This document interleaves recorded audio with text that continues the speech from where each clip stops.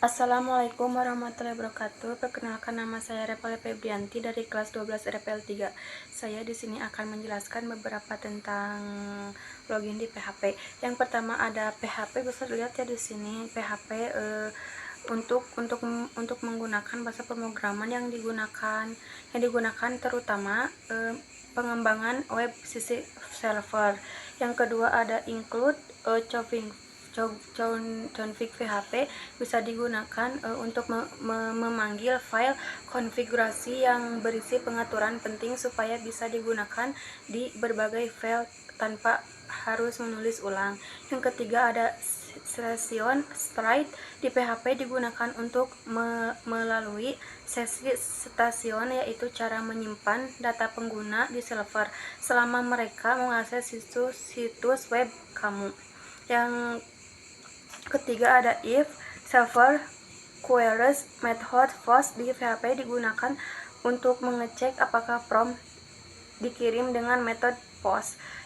Yang keempat ada username di post. Username digunakan untuk mengambil data input dari prompt HTML yang dikirim dengan metode post.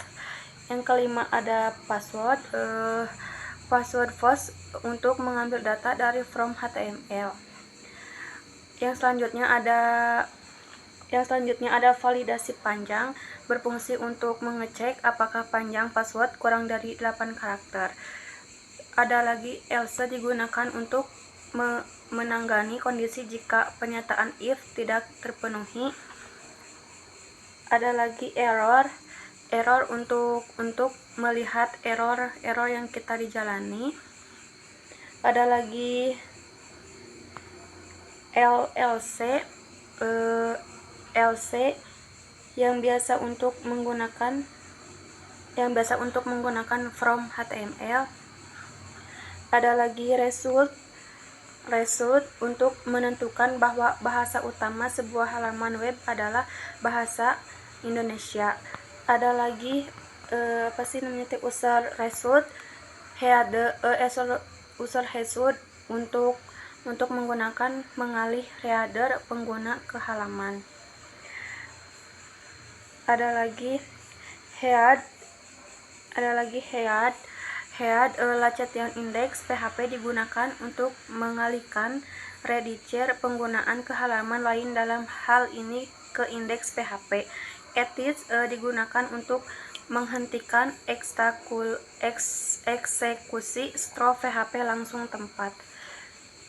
Bagian LC dalam PHP digunakan untuk melayani kondisi ketika if bernilai false, artinya ketika syarat dalam if tidak terpenuhi maka bagian LC akan dijalankan.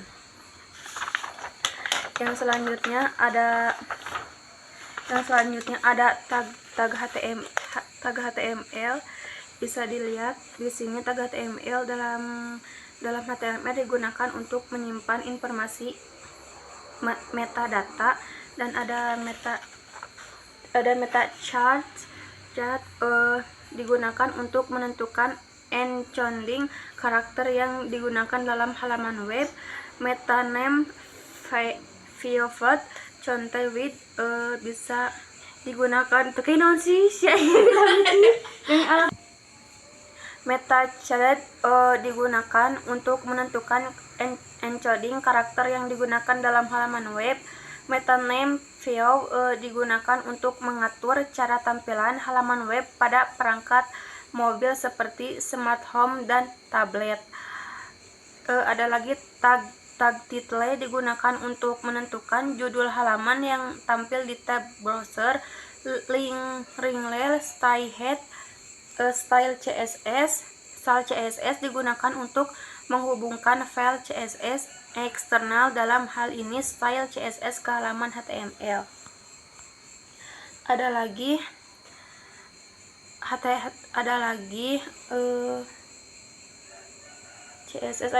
head.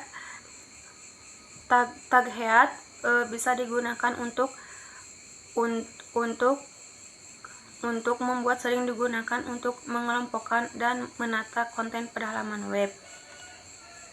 Ada lagi ada lagi tag H2 dalam HTML digunakan untuk membuat judul atau heading di halaman web. Dan ada lagi PHP if asset. Dalam PHP memeriksa apakah ada error yang terjadi, kamu dapat menggunakan pernyataan if bersama dengan fungsi isset.